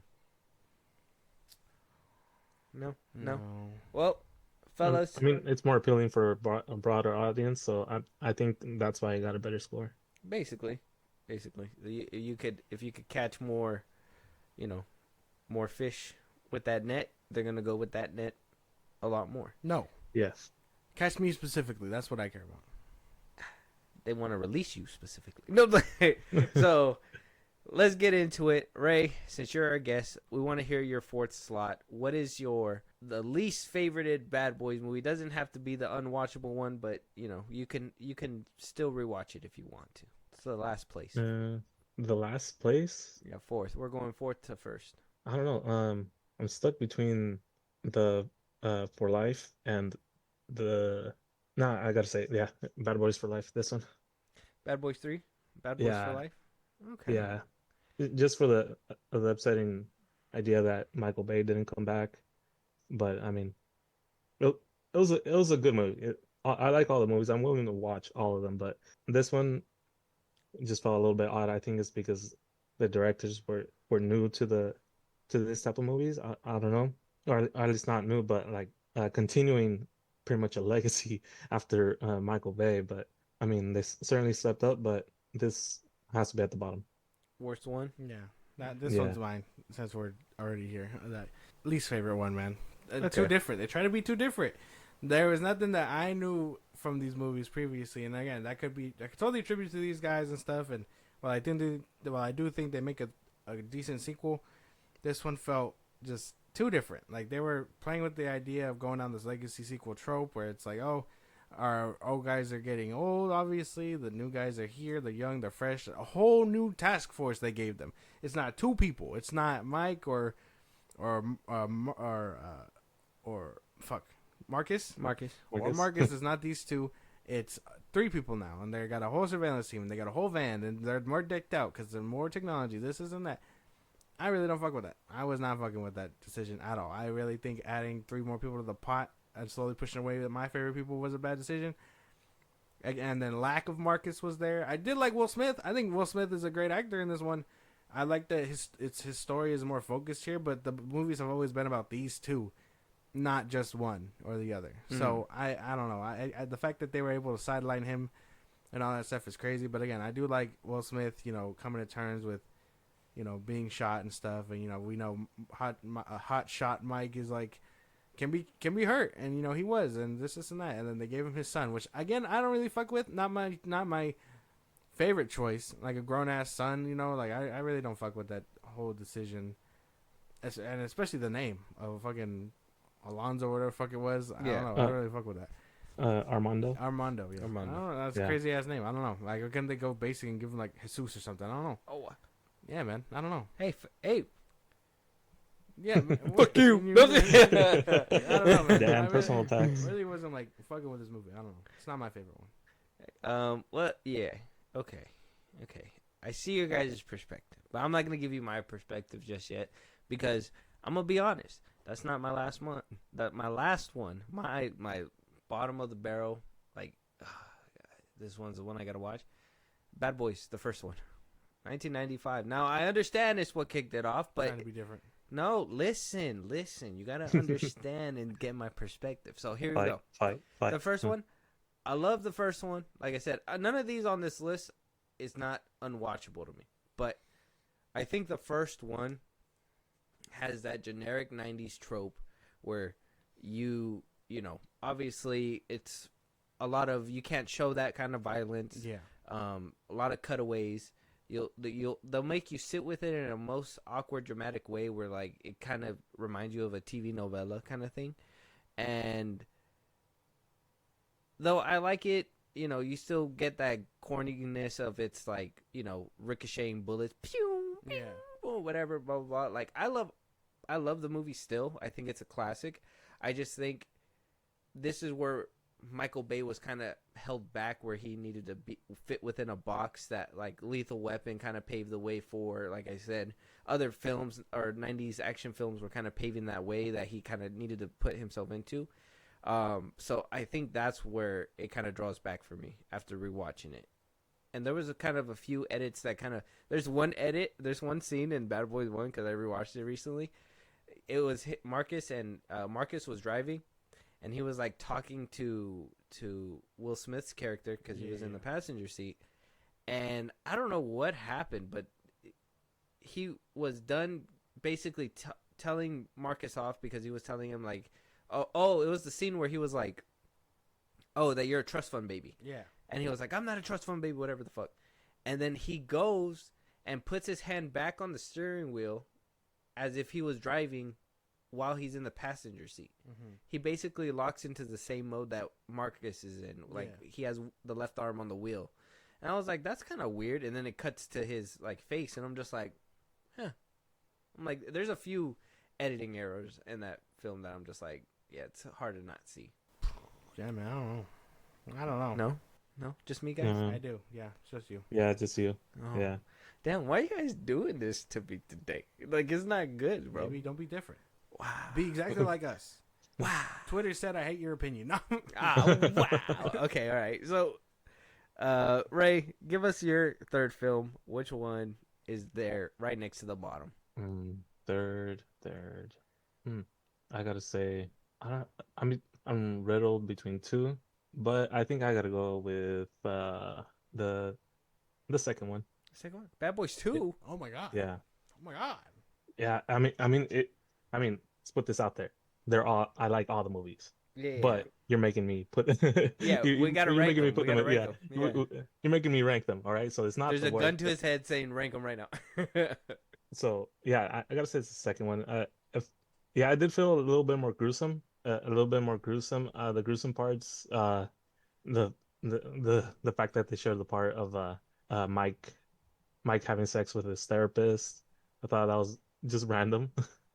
Oh. That was random to me. I don't know that part where the top of the head came off and you could see the dude's brains. That I thought was weird. And then and the ending for the second one where they end up at Guantanamo Bay and the whole army is there. Yeah. But nothing else happens. They keep pretty much the action between them, the dealer, Mike Marcus, and the sister. They just keep it between them. Meanwhile, the army's just there watching. Yeah. And they're in a minefield, and nobody else accidentally steps on a mine except for the dealer. He does fall on a mine, but even though Mike is next to him, nothing happens to him. Well, I don't know. Well, isn't that because of the fact that they're over international borders? Like, they're not allowed to intervene. they just got to tell them to stay away from the fence. Yeah, but they crashed through the fence and were inside already. Well, because they have the fences, right? So Yeah. a little bit still in that kind of like territory where it's middle ground. Yeah. So if they, All right, I get you. yeah, if they But engage in middle ground, they're fair ground, and you can't do that. So I'm guessing that was kind of like that border. If they would have gotten closer to the fence, that's why they told them that they got to stay where they're at, and they kind of shot the floor to draw the line. It's like, keep your shit that way. Don't come this way. You're in the middle of a minefield now, so there you go, idiots. Like, you know what I mean? So Oh, I get you. yeah, so that's yeah. Just I don't know if I'm right or wrong on that one. That's what I think, though. That's when Yeah, I see it sounds right, but I still didn't. I didn't like 100% that ending scene to me. I thought that brought kind of tension. Like, oh, they're kind of stuck there.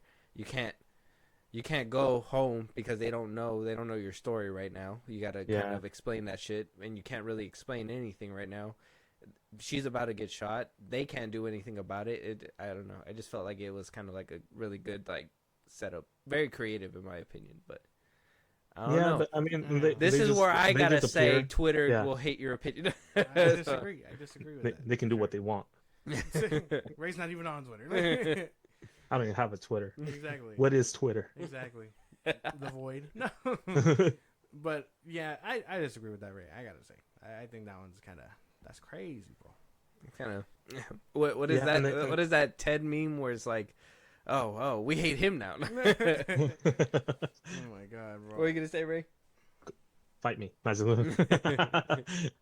that and then they just suddenly appear without like they were over there. They're supposed to be under like hiding from everyone, like it's off the books and all that. But they, even though they're caught by the military, they just suddenly appear back in the United States. I don't know. I thought there would have been probably a little bit more to that. Well, yeah, add a little bit more depth. And at the end, they're just like, yeah, we just broke up. Like all that the whole movie, and it's just like, yeah, well, we actually felt it wasn't a good, healthy relationship, so we're just not gonna do it anymore. It's like, pretty much, yeah. The whole relationship too with Marcus's sister. Yeah, I was just like, damn, the whole movie, y'all couldn't just have thought that from the jump. Like, oh, we're on different teams too. I'm DEA, you're a cop, you're in the middle of my shit. Maybe we shouldn't be doing this. You know, like that. I don't know. Yeah, but love is that's stronger. the part that kind of threw me off too. I'm just like, they should have at least had like a happy ending or something. But no, it was just like, nah, we bad boys for life. I banged your sister, but we bad boys for life. I'll be like, you motherfucker. Bro, that's crazy. But yeah, that's a ranking for me. Okay. Okay, Right. Josh, well, what's your third? Bad Boys 1. I would say it's a lot. I would say it's a really good movie. Again, yeah, I don't remember that whole cut thing. I would have loved to seen that. I think I missed it, but I would say that although this movie's kind of old, obviously that's big. I think it still kind of holds up for the most part, but I mean, it is old. You can tell very much so. I would say it deserves this because it is a lot more enjoyable on my scale than the third film. Mm-hmm. So that's why it's there. I mean, I think it has a lot of competition against the next two, so had to fall somewhere. And I mean, again, a lot more enjoyable than the third one for me, anyway. Okay. I really don't have a complaint on that. I think, because it's kind of gonna lead to like my third, but I think the first and Bad Boys for Life could be interchangeable in somebody's head. That's mine. Ray went all the way left field with it, so I feel like there's nowhere else I could go. No, but I think Bad Boys for Life is kind of is where it's at. But I think it could be interchangeable. Bad Boys 1 has that like corniness of the 90s that some people are really gonna love and can really like dig and stuff, which I love, like Lethal Weapon and shit like that. Tupac, movie. Which one? Bad Boys. Tupac? Yeah, it had the song. Oh yeah, it had a soundtrack from Tupac. Yeah, it had a song from Tupac in it. Mm-hmm. Me Against the World. Yeah. The song was in there, and I was like, this movie has solidified itself as pop culture richness, which that's why they made nostalgic movies about it. But so they I think those two could be interchangeable. So I don't have no no bad feelings about that. Ray, do you have anything for his Bad Boys one being third slot? I mean, I was between that one and the second one, but I thought the second one should deserves more of the third spot. But Okay. I guess but to me, it's not. It doesn't deserve the third one. Okay. All right. Makes sense. But all right, my third, Bad Boys for Life. All right, here we go. This is where I'm gonna let you know why this movie doesn't reach its potential that it needs to be. First of all, ugly CGI blood shots. Obviously, that's gonna be first and foremost up front. But I think this movie, though it tries to be visually pleasing, is visually ugly because whatever they trying to do with the scenery, due to the time that it came out and whatnot, like it seemed like the CGI was just really bad. Like there's a whole scene at the end where like the whole house is on fire. The fire looks fake. They're like shooting a gun and it just looks like fake blams. It just goes like weird colors. I don't know if you've seen it recently, but there's a lot of like weird, just like gun, like it looks like they're using fake guns trying to go bang bang bang, and it just looks like really bad tacked on CGI gun bangs. Okay. It's just an ugly movie. I want to blame it on the time of COVID. Personally, this film, the reason why I don't like it is kind of the reason why you don't like it. It's because of the whole pushing the main characters out and bringing in the side characters. Yeah. They were trying to. That's what I felt like they were trying to do before they brought out Bad Boys 4. But they were trying to basically push these guys out and be like, Bad Boys a team. The world building aspect when it comes to Bad Boys 3 that I don't like is that they use Bad Boys as a whole thing. Like the captain refers to them as that now. Like all these people, like, you're my bad boys. Go get them, my bad boys. Oh, Bad Boys for, like, everybody knows it now. And I'm just like, I thought that was a them thing. In the first two movies, it was a very much them thing. Yeah. So they try to make it seem like everybody's going to know it now, and they just want to make everybody feel included so they can kind of push that out and make Bad Boys the name. I was honestly thinking by the end of this movie, the third one, that they were going to go not the TNT, no, that was in Bad Boys 2, but not the, whatever the task force is. It, what's the task force name? I can't remember. The Ammo? Is it? Oh, Ammo. By the end of it, that's a new one. Yeah. Yeah, by the end of it, Ammo was going to be called Bad Boys, and it was just going to be the team of Bad Boys. And I was like, I don't like what they're trying to set up. Like, I don't like any of that stuff. So the fact that they steered away from that, but that's what they were trying to aim for, or what it felt like it was aiming for, kind of annoyed me. Too high, man. Third? That shit deserves to be lower. Oh, like bottom place? Yeah. What do you mean? The movie sucks. Yeah. Even with like that whole essay I just gave you, bro, that was an essay. I gave you that. That shit was good. It should have made you change your mind for sure. Hell no. Oh, damn. He just shot it down. That so shit was ass. This movie sucks. Yeah, no. Fucking Bad Boys 3, man. I fucking lightheaded off. What's the franchise, man? There's no way. I don't think there's anything very redeemable about it. You seem more sane. Do you understand what I was saying, though? Yeah, I understand what you're saying. Which is why it was nonsense once you brought up the goddamn CGI bullets again, bro. No, but I do agree with the CGI fire at the end. It looked funky. I guess, or it might just be their excuses. Blame it on the COVID. I guess because nobody's working near each other, they can't critique each other. Like, hey, you should probably do better work on that or something. I don't know, but. Perhaps that's what it is, that nobody was working together. I don't know if everybody was just separated in their own home working on the movie on their own. I think that's what it was. I think they just didn't have direction like that because they had to like finish the movie in the midst of a pandemic. So they were like doing it from home, taking orders. You know, they probably didn't have like the same technology at home that they do like in their studio. So they had to just basically do what they can, and then whoever's at the studio do what they can. And it's like, well, not a lot of people could be there, so it was a lot of crazy shit that I feel like went into that film. Sucks. Yeah, sucks. Yeah. Maybe that's why they couldn't do crazy camera work either, because maybe some of those scenes were kind of like shot reshoots, and it was kind of like when the pandemic was starting up. So yeah, I don't know. Man, I don't know, man. Either way, nah, I don't fuck with that, bro. Yeah. I don't see it. No. No. No. Should still be bottom. Yes. All right. You understand me though, right? You're with me. Yeah, Okay. yeah, I understand you. As long as you're with me. All You right. cool. What's your? You cool with me, bro? All right.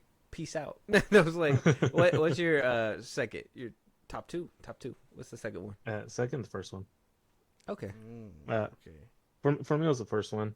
I like that how at the beginning it started off the movie with them getting carjacked and their banter back and forth. It really establishes the type of people they are. Uh, uh, how they're joking with each other, like, "Hey man, like you're getting stuff in my car, like you're getting stuff in my car," and then getting carjacked, and they were arguing with each other instead of ac- acknowledging the carjackers and just taking them down. And to me, I was definitely deserves number two. Okay. Yeah, and on the ending scene, that little race with Marcus driving after he got he got critiqued about driving like a grandma, driving Miss Daisy around, Oh, and okay. then Yeah. taking that car to full speed to take down what was his name? I forgot. Yeah, I forgot his Uh, name, but the villain at the end. Yeah. Yeah, the villain at the end taking him out, and Yeah. then Being able to beat him. Full circle yeah, moment. Yeah. yep, definitely. Yeah. And It was good. I liked it. I definitely deserves number two for me. No, I mean I get that, but still very generic action flick for sure. Like if you would have watched the movie Speed, you probably would have seen. You would have been like, that's exactly what Bad Boys is. Like Yeah, I've seen Speed. yeah. So if you've seen Speed, you're kind of like, well, that's exactly what this movie is. A little bit different. You get to the ending a little bit different, but you basically kind of get the same fulfillment. I out of it. guess, man. I don't know. It's all generic, I guess, for the 90s. I don't know. I would say that one is fine where it's at. You know, I get it. Mm-hmm. But it's just not for me. No, you'd put it lower. Oh, yeah. Yeah. It's very much Okay. a third place kind of spot. All right. What's your number two then? I swear to God. I thought about it, man, and I didn't want to be that guy. You say the wrong thing. Shut up. Let me talk, yeah? Yeah. I didn't want to be that guy because I think I am still off the high of like recency bias and stuff. But man, I gotta give second place to Bad Boys Ride or Die. I think, yeah, like I said, we just get a review about it, man, and I would say it is pretty good and it deserves that second place. And the only reason I got beat out is because I think where my number one is at is well, I'll save that for later. But I just think that it deserves to be second place simply because of everything that it does. Okay. All right. I share the sentiment. I share it. I think Yeah. Bad Boys 4 belongs in that Very spot. good. I think I agree. We are on the same page. Finally, as this one. consensus. Yeah. Bad Boys 4, it does a lot better than Bad Boys 3. The camera work is crazy. I do blame maybe the camera work has to be blamed on certain times that, whatever. Maybe they were just too new. They couldn't they weren't allowed to do these kinds of crazy things, but them Unleashed really shows what they can do. Yeah. And if they come back for a fifth installment, I'm down. Like, they got me Down to clown. willing. I do still feel. What'd you just say? Down to clown. You just say down to clown? Yeah. Down the club. This guy. I'm down to clown. So I would be down to go watch the fifth installment. Second place, same issues. Gunshot wounds. Yes, man. I will say the practicality. Okay. It doesn't take it down a point, but like I said, seeing Dorn in these movies, it's just very hard, man. It just makes me laugh because you just are reminded of a certain role. If anybody has seen that role, you guys are gonna always remember him as that. If you go watch Grown Ups 2, bro, like it's gonna be crazy. You're never gonna see him in the same light. I can't believe you guys never seen. Go watch Grown Ups 2 one more time, you guys, and you guys will. I watched that Okay. movie like crazy, and yeah, the fourth one just does a lot better than the third, and I think it deserves there. Not top spot because I have my own. Maybe it's my own biases, but it's my opinion, so I'm gonna keep it that way. But Bad Boys for Ride or Die got to be second place. Very good. Ray, what's your number one? Of course, the fourth one. Oh, the fourth one. The fourth one. I mean, how they brought everything back, especially the development of Reggie. Oh, Reggie. He goes all out. He goes all out. He shows that why he's still in the Marines. Yeah. He's Just like, that- I'm gonna cook the chicken. Yeah, Yeah, and I like that little part at the end because they finally like, all right, we're gonna let him cook. I'll go make the potato salad. You make the table. Like, all right, let's just leave him alone Oh, because he just killed 15 people. a real full circle moment. He goes from the second part where like he's getting punked, Yeah. right, to the third part where he's married his daughter and they have a family and everything, but yet he's still kind of getting a little punked, right? Yeah. To now he's proven to be a bad. It's like he just took down a whole room of like people. Like, do we really not want to let him cook his chicken? I was like, that's so great. Yeah, man. I get that. I get it. Yeah. It fought for that slot. But Yeah, no. it did. But I think me and Josh can confirm that It's Bad Boys 2. Bad Boys 2 is just superior. That's classic. That's a classic. I like more of a it's weird. classic than the first one. Like if I could skip the first one and just watch that second one, I would because I think it holds up very well. I think if you take out all the stuff that I guess Ray is very afraid of, it's still an A1 movie. I'm scared. No, that one is just like I love all that shit. Like the whole blood, the bodies, him, Marcus being like disgusted by his cop work to an extreme level. Yeah, and then Martin Lawrence and Will Smith being at like the height of their careers, bro. Like Michael Bay had it. That fucking, those one shot scenes were created by Michael Bay, and I gotta say that like that whole house scene where he's shooting the shootout with the Haitians, where it's going through the bullet holes and going around the room and through a bullet hole, and just those whole scenes where like you get that gruesome shot where they're far away, you shoot a grenade and you see bodies flying, a body being exploded. That scene at the end of where Ray said where they're at the Cuban border, where like he gets shot in the head, looks so real, lands on the mine, half of his body explodes, it looks so real, and you're just like, yeah, like fuck, dude, that's. What a way! Like you're just looking at like if that was the fourth part and you're looking at yourself from like above and you're just like, damn, you're like you just see yourself explode. You're just like, oh, I should have been a better guy. I should have been a better guy. Yeah, basically, yeah. Now you're in pieces. Man. Yeah, in a bunch of pieces. I get it, bro. I think that second one is just instant classic for sure. I can't get behind it, man. Michael Bay had the sauce. He basically like perfected his craft. Same thing with this directing duo. They perfected their craft or maybe got near perfect, I would say, to what we should be seeing by the third one. If they can go practical by the third one, that'd be cool. Yeah. I'm bringing it up every single time. Hopefully they hear me. Hey, they probably got the money now. Yeah, for sure. Yeah. Spend a little extra money on that. Yeah. Those blood packets. But yeah, Bad Boys 2. I mean, there's a reason why yours is top spot, and that's because the realism's there.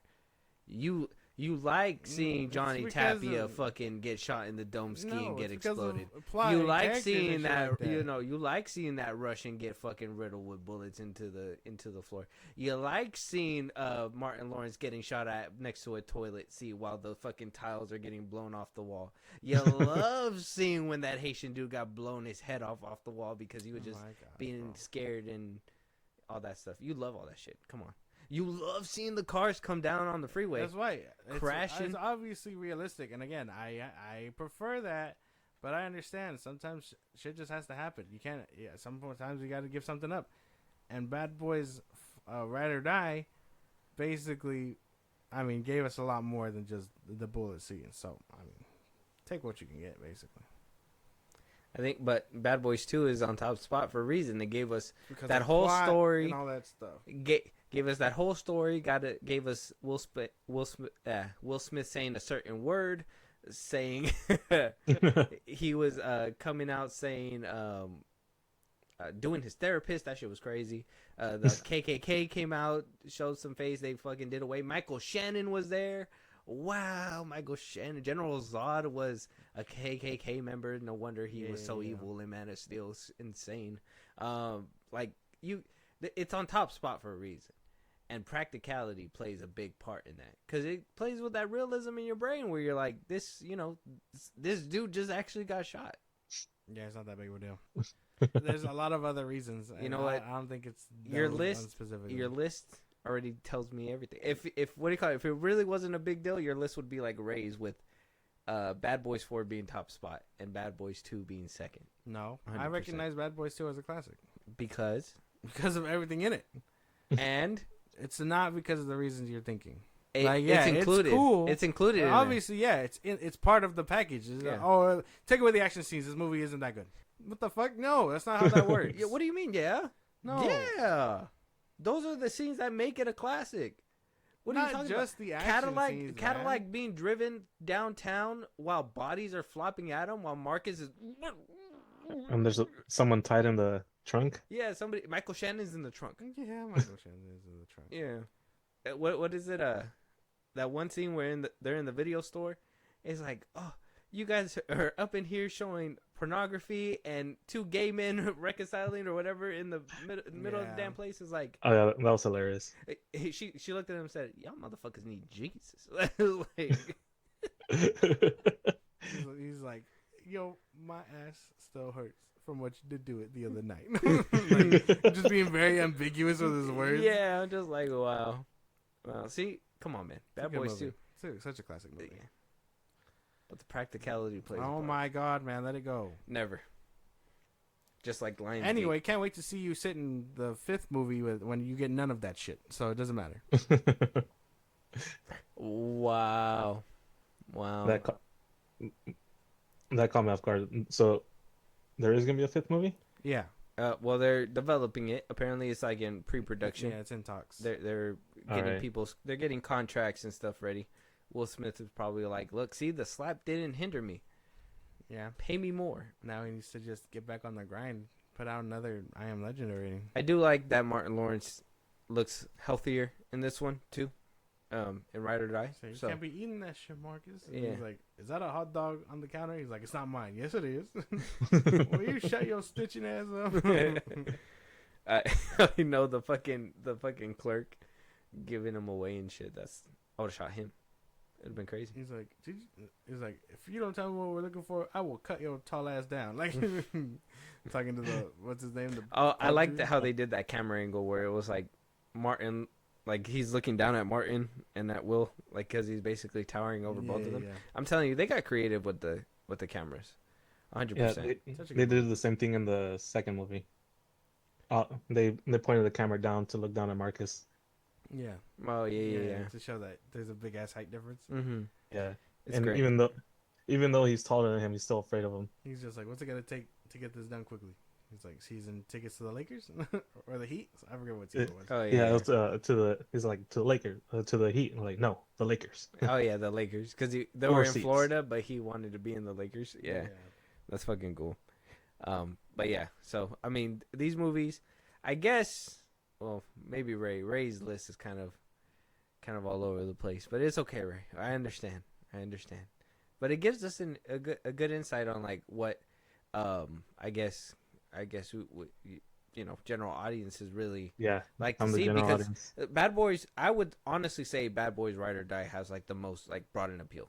I would say so. Like I can't even argue with that. Like if it's top spot for like some people because they're just like, yeah, it has everything, like, you know, the shootouts, stuff like that. You don't get that extra stuff like what you got in Bad Boys 2 with you know, the bodies, the, you know, all that, you know, titties, blah blah blah. Yeah, but sorry, it's still rated R, right? No, this is PG-13. Is it? Oh wait, no, it's this That's is for life. This is for life. Yeah, let me see. Ride or Die. Yeah, they're both rated R. Oh, But you still don't see all there's that not a stuff. drastic change, yeah. Yeah, but I mean, I feel like this is like skirting the line rated R, Well, yeah, where it's- like it's Michael a- Bay took it past the It's line. only for violence. It's not for like nudity Like or anything I feel like that. Michael Bay took it to like almost NC-17. I would say so. Like- you try to push it. Yeah, he pushed it further past the line. Like these guys are like, yeah, the studio said you can go towards the line, do not cross this line. Yeah, yeah, You know yeah. what I mean? Like that's basically it. But yeah, shit. Good movies, regardless. For the Yeah. most part, anyway. I do like how every movie does that heroic like spin move, that iconic spin move from Michael Oh, Bay. they're like standing up. Yeah, where and, they like, stand up next gives to each the other. two leads, yeah. Mm-hmm. I like that. Pays real good homage. Love seeing Michael Bay as cameos. These movies have been, Everything. yeah, honestly. Well, I mean, not everything. For Better you. than John Wick? Better than John Wick movies? Huh? Yeah, I would say. Yeah, Ray? I would watch these over John Wick. Yeah, definitely. I'd watch these over John Wick. Very good. Okay. Yeah. All right, as long as we're on the same YouTube, right? Yeah. All right. I didn't know if you were setting us up for a trap or something. No. Like, what the fuck? Yeah. And we I just think it walked was, in yeah. willingly. We're like, wow, it's really roomy in here. But with that being said, that's our ranking. That's our rating for Bad Boys Ride or Die. I honestly, it's good to hear the other side of the aisle because it's just, you know, sometimes. Josh, you're just a little too crazy for me, bro. What the fuck, That's bro? crazy. You just try to I'm ready argue to fight. practicality don't work, but put the most practical movie at the very top. That's My fucking- crazy. That's crazy. But let us know your guys' thoughts. Do you like practicality in these movies? What do you think of Bad Boys Ride or Die? What do you think of all the Bad Boys films? Bad Boys 1, Bad Boys 2, Bad Boys for Life, right? And Bad Boys Ride or Die. Let us know your guys' rankings as well. Ray, we appreciate you coming down, or not coming down, but talking with us over Thank some you for Bad having me Boys. back. Yeah, Yeah, it's an awesome experience, man. Yeah. we appreciate you. We appreciate it. It's really Bad Boys. Bad Boys is a franchise, a family. I'm just kidding. That's Fast and the Furious. That's Fast and the Furious. But with It's all that being about family. said, we'll talk to you guys on the next one. And yeah, Josh. Twitter, TikTok, Instagram, FilmBros Podcast. Hit us up there for any news or movies you want us to cover. Support us in a big way. Buzzsprout, link is in the bottom of the I just gave you. Listen to us anywhere you get your podcast. Be there, Twitch, and then subscribe to our YouTube at FilmBros Podcast. All right, y'all. I'll talk to you guys later.